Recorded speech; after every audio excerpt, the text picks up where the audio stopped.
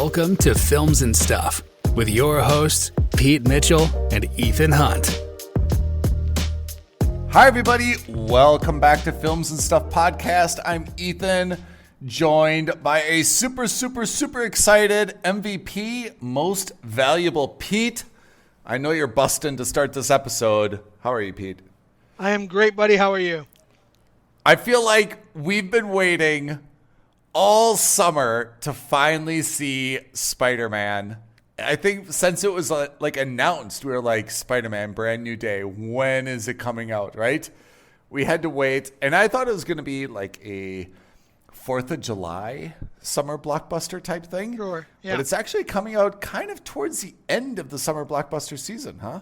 Theoretically, only a month left of summer, but yeah, I don't think there's anything else really in the runway to stop it from doing whatever it's doing. I think a lot of movie studios were just like, we got to give them the runway because they'll just decimate us. I think that's right. So, yeah, I mean, it's coming out kind of late in the season. And for those of you who follow the predictees, this was kind of like the last big release that we were waiting for, right? Like It started kind of like where Devil Wears Prada 2 and all the other stuff, the Minions, Moana, and so forth. This was really the big one that we thought was going to shape the landscape of what dominated the summer. Have you seen? So we're filming this on a Saturday. I guess technically it came out on a Thursday. Is that right? Do we have any preliminary box office estimates? So the 31st was the official launch date in the U.S. Yeah. And I think that everywhere else it's been plus or minus a day. No launch estimates or no numbers that I've seen, and I don't bother with them because they're usually so wrong. You know what? This is a good question. What do you think this number is going to be for the summer? For this I think it's opening weekend. Oh, for the opening weekend? I don't know about that. I actually don't have a good framework for it. But overall, my knee-jerk reaction is this is a billion-plus movie. 100%. I think the question is going to be, will I think it it's surpass number one this Toy summer. Story 5? Where did Toy Story 5 end up? 1.1. Oh, really? It's at 1.1 Really? now, yeah. So I think it's going to be a question of, will it surpass Toy Story or will it come close? I would think so, too. Because didn't No Way Home make 1.9? No Way Home made, close to 2 billion. That's right.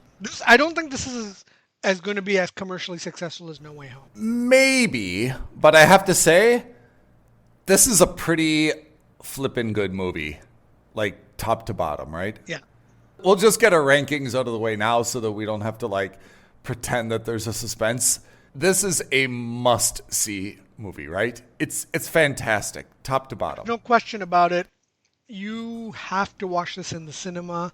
The effects, the fight sequences, the sound effects, everything is fantastic. Yeah. I would also say, though, I don't want to be like one of the Marvel's back kind of like fanboy cheerleaders, but this really harkens back to like when Marvel was like really like pumping out like fantastic content. Like, I don't know, this is really one of my favorite Marvel movies. I thought it was really fantastic. Let's start with the action sequences.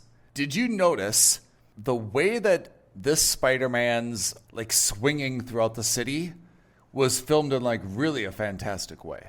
Yeah, but I'll tell you, I mean, one nitpick, this actually felt like this is the first one that felt in a long time like, oh yeah, this is obviously a green screen.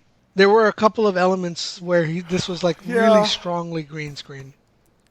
I mean, that is true now that you say it after the fact, but I thought that the visuals of him swinging were probably some of the most like realistic camera shots or like action shots that we've actually seen of a Spider-Man. I thought it was kind of the equivalent of the Brad Pitt F1 film where you saw like the camera like kind of like on the wheel well for like all the turns and the passes, and like you really felt like the speed and the car, you know? And I felt the same way. Some of these angles, for the first time, you really felt like when Spider-Man kind of like swings through the city, the speed, the momentum, the dips up and down, and like the arc you felt like you were swinging with him. Absolutely. Yeah, I thought that was a very, very innovative thing, and once I realized it, like I really got into it, and I thought that was a very, very cool thing. It also made me wonder. Here's an aside. What happens to his webs? Like, do they disintegrate? Or, like, is there just, like, all this web debris throughout the city? Or is this something we're just not supposed to think about and just, like... I think this is something we're not supposed to think about.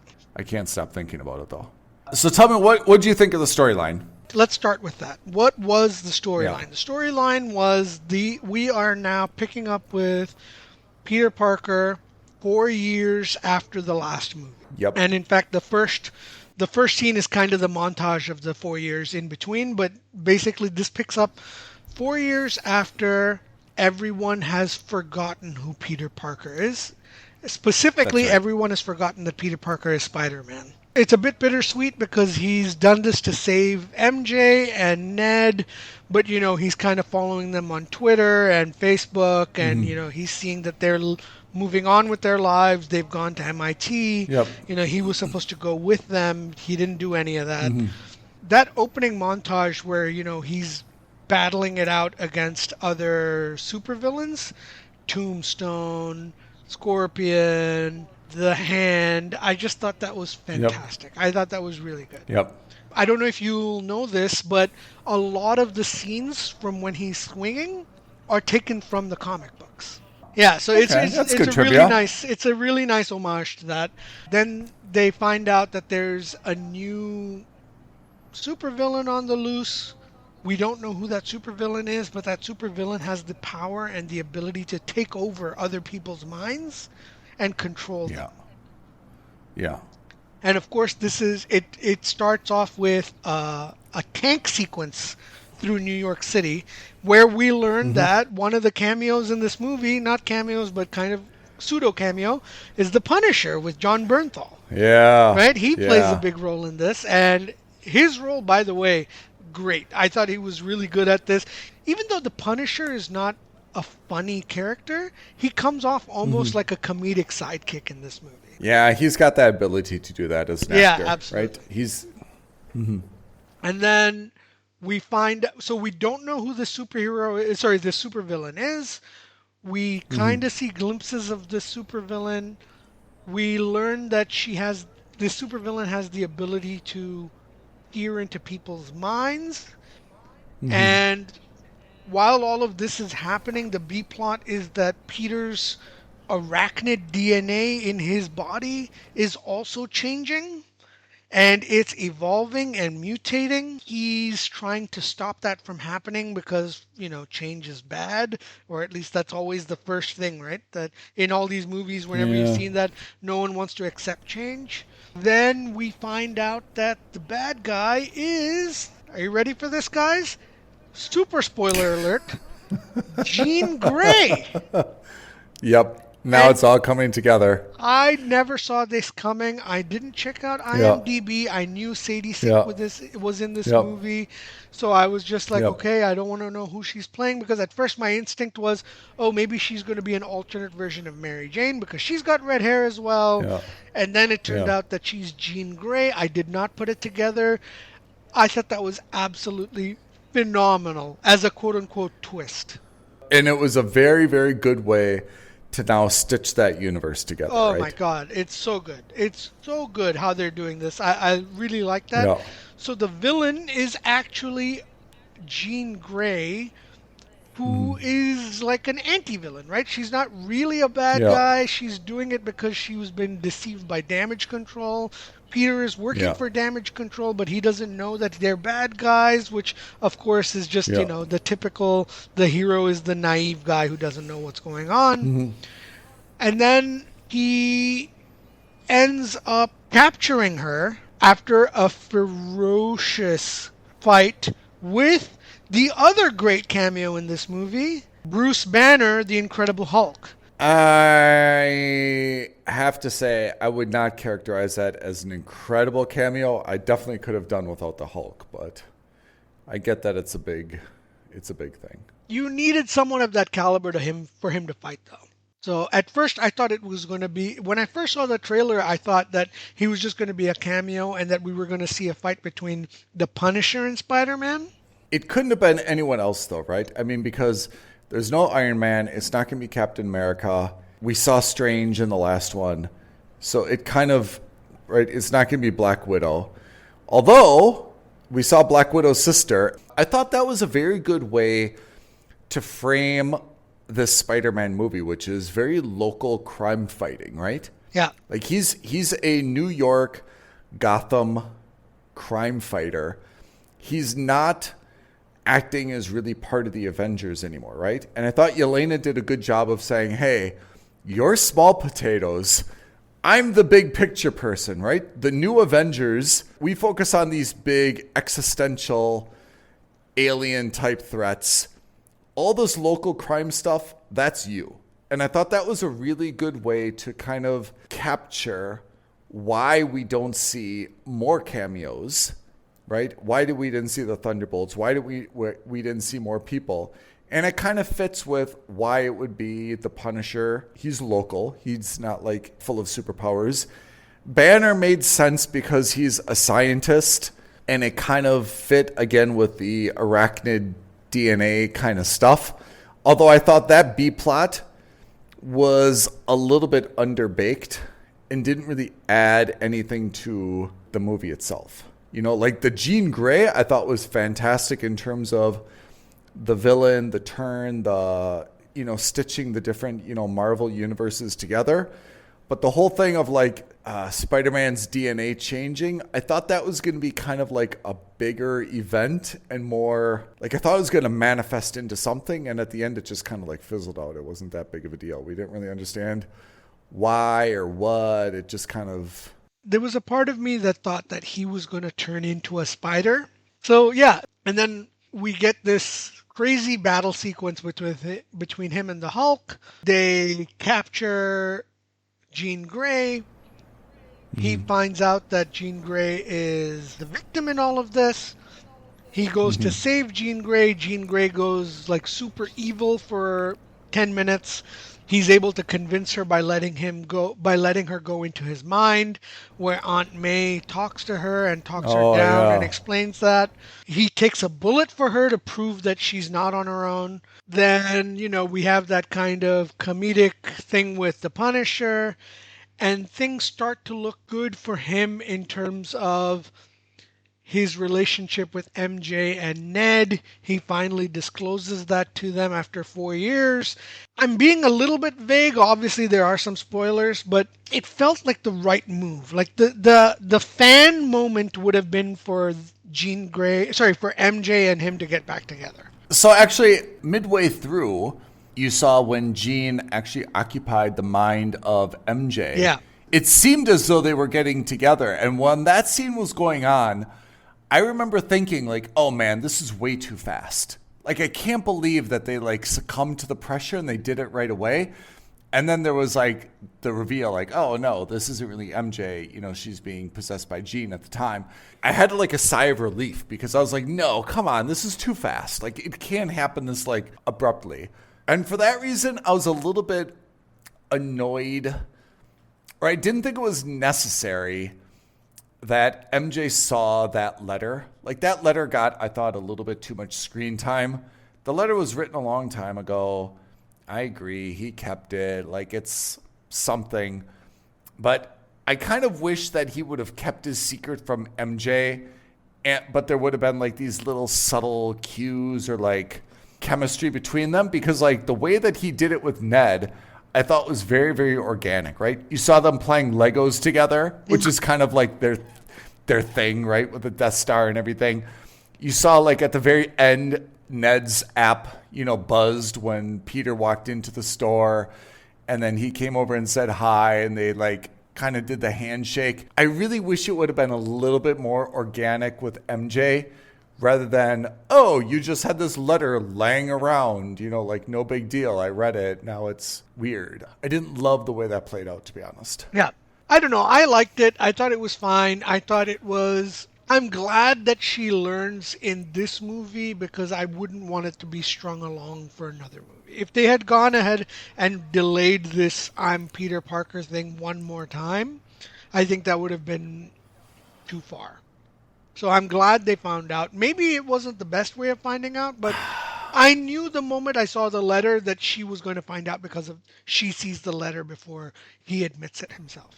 Maybe, although I have to say, I'm not really like what's left then in the next movie, right?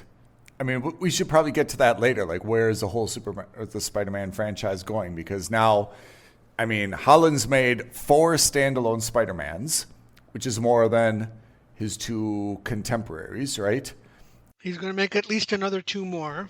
This movie overall, I would say my best compliment to the movie was I was kind of ho-hum about like, well, what's the storyline here? Like going into it, I don't watch the trailers for Marvel because I feel like it's a little bit misrepresentative and it always kind of skews my expectations going in. Like, for example, the montage at the very beginning where he's kind of, like you said, he's fighting Scorpion and everyone else.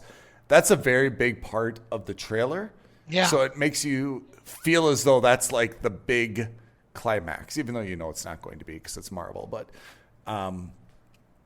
so anyway, my general feeling going into this movie was like, where is this really going? Like, what's the storyline? What is there to actually do?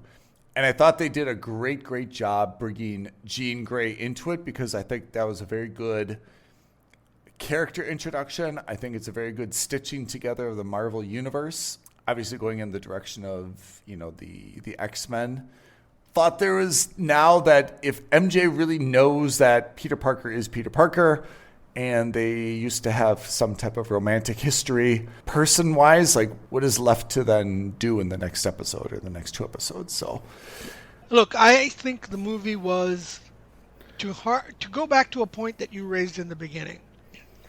I think this movie was what Marvel is exceptionally good at, or what used to be exceptionally good. First of all, it made the movie, even though it was a Spider-Man movie, it made you feel like you were organically inside the MCU. The Punisher felt organic. Yeah. Bruce Banner, to me, felt organic. Yelena felt extremely organic. Right? Like, I didn't see that coming at all, that she would be a part of this movie, because in the trailer you see Punisher and you see the Hulk, and you're just like, okay, that's it. They're not going to throw anyone else in there. Why would they? And you had her come in and talk about the big potatoes, small potatoes thing, and the new Avengers and Thunderbolts thing. I thought that was great. But Jean Grey being the main villain, I thought was chef's kiss, the master touch. Who plays Jean Grey in previous movies? Is it that lady from Game of Thrones? That was in the rebooted X-Men series, right? That's where, what's her name? Sansa Stark. Right? I can't stand her. Yeah. It was Sansa Stark though, right? Yeah, in the rebooted X-Men series. In the original, it was Famke Janssen. Oh, yeah. Because Sansa Stark, what I was thinking was, Sansa Stark also had kind of red hair. So Sadie Sink, they have kind of like similar looks, I thought that was a master stroke because what it does is it brings in the Netflix TV series into the MCU. Yeah. It brings in the old school MCU into this new modern phase. And it brings in the X-Men universe, which hasn't been officially introduced into the MCU yet, all into one movie, and it does it so organically. And that last sequence where you see Jean Grey on a bus in the middle of what looks like a forest, that's clearly going to be Connecticut. She's clearly heading back to Connecticut, where she's going to discover Charles, and they're going to create the X-Men original team. I thought that was fantastic. Right. I thought that was so good when you see that sequence. I instantly recognized those woods as the woods from surrounding the X-Men mansion So I was so pleased with all of that. I thought it was done incredibly well. This is what the right kind of Marvel MCU movie is. Yeah. Right? The last couple of movies have been not great at doing that. They've shoehorned in things. Fantastic Four was A, set in a different universe, and B, totally in its own thing. No connection to the MCU whatsoever. Thunderbolts, and you had Captain America. Captain America was a bust. I really didn't like that movie. I mean, I know you're trying really hard, Anthony Mackie, but I just don't like you as a character. I love Mackie as a character, but I think that he is not a main character. He is a secondary character. Well, that's what you're right. That's the better way to frame it. Like, he did not have the gravitas and the ability to pull off Captain America as the main hero. Yeah. Mackie is great. You're right. He was great as the Falcon. Yeah. Did you think at any point that Doctor Doom was going to appear in this? I did, because if you look at Jean Grey before they introduced her, she always had kind of like that pointy hood on. Yeah. At one point, I was kind of like, are they going to bring Doom in this? Like, is it Doom? Are they going to introduce Doom in this? I kind of thought that would be like the big reveal, you know? Yeah. You raise a good point, because the next movie on the MCU slate is Avengers Doomsday. Yeah. Yeah. And the audience doesn't really know anything about Doctor Doom. So that means they're going to have to spend a significant portion of that movie on Doctor Doom's origin. Was there an end credit or mid-credit sequence? There was an end credit sequence. There wasn't a mid-credit sequence. The end credit sequence honestly didn't have anything to do with anything. So you remember in the movie, Ned has developed the Spidey Tracker app? Yeah. Yeah. In the end credits, you see the Spidey Tracker app, and it shows that there's a Spider-Man sighting, but it's not on Earth. It's in space. So I didn't know. What are we supposed to take from that? Either another Spider-Man from another universe or Venom. I mean, that would have been a place to introduce Doom, because I agree, it's a very blank slate right now, right? Yeah. In terms of what to expect. I keep going back to it because it's such an important thing. This is what a connected universe feels like. Yeah, but I mean, I also have to say, after the MCU and each movie kind of got like progressively bigger and bigger and bigger, and drew in like so many things and so many kind of team ups, I think it was good to go back to something that was really local. No big space portal, no big, alternate universes. It was very, if someone was seeing this movie without any like backstory or knowledge about the MCU, they could follow this story. Yeah. There was nothing about it. I mean, even Jean Grey, they may not know who that character is, but you didn't really need to know to kind of like follow the plot, right? Yeah. So I thought this was a very, very good way of localizing it, but still there was like the nostalgia. I thought was like those small pieces, the Lego playing, and the kind of Ned jokes, and what Ned's personality is, and even like that Spidey tracker was so like Ned style. Like I thought it really, really played well. That's why I thought the Hulk really wasn't kind of necessary in it. Punisher was a nice addition. So overall, I thought that the nostalgia of this was really good. And I thought that they did a really good job of, I mean, Holland is getting a little bit old now, right? I mean, he's 30, but I thought they did a really good job of showing the granularity of his existence and how it was a little bit lonely and how he was really getting beat up. And like, it had like an element to The Boys to it, which is like, you see like superheroes and you think that they're all perfect, but you see kind of like behind the scenes what they actually go through and what they have to live with on a day-to-day basis. And it's a little bit different than kind of like the big, not headlines, but like what you perceive as them doing, Yeah. So I thought that was a very good granular view of Peter Parker and what he was doing without May, without friends, doesn't go to university, doesn't really do anything except kind of like fight crime. I'm not sure where he's getting money to live, but in any case. So that I think is one, not weakness, but I think that was one thing that they missed out on is he's spending his day basically fighting crime in New York to the extent where like, he even gets a key to the city. The one thing that the Tobey Maguire Spider-Man show did was, they showed him he was a pizza delivery guy. He was working for the Daily Bugle. He was making ends meet. And in this one, we don't know how he makes ends meet. I thought that would have been more interesting than... I really thought that the Spidey arachnid DNA thing was... I thought it was going to lead to something. And again, I thought it just kind of like fizzled out. We're not really sure where it started from, except like stress. And like it didn't really manifest into anything. He got it under control. And that was just like the end of it. I thought it was really going to be a more existential transformation that would lead to something and there would be like a big breakthrough. But I don't know. I thought that storyline just kind of like didn't really lead to anywhere. Right. Maybe they're introduced it here so that they can use it in other movies. It could be. But I thought generally the best thing about this movie was it really hit the right tone. It hit the right tone for nostalgia. It had the right tone for humor. It had the right amount of action. It had enough callbacks and Easter eggs to satisfy diehard MCU fans, but still was digestible enough for like kind of new viewers. I thought it just overall, there was some really emotional elements to it. I thought it just really hit all the right notes. And that's really rare for a movie to do. So I think combined with the fact that it's MCU and Spider-Man, the very, very positive reviews, I think this is going to absolutely be over $1 billion. I think this is going to definitely be $1 billion movie. Anything else we need to say about Spider-Man or MCU? You got to go watch it in the cinema. It's fantastic. Yeah, I think that probably sums it up. It made me more excited for Avengers Doomsday. All right, Pete. So I think we've unanimously agreed that this is a must-see in cinemas. I think it's absolutely going to... I still think it's going to outdo Toy Story 5. I'm a little bit surprised Toy Story 5 got $1.1 billion and growing, although I guess it's slowed down a little bit.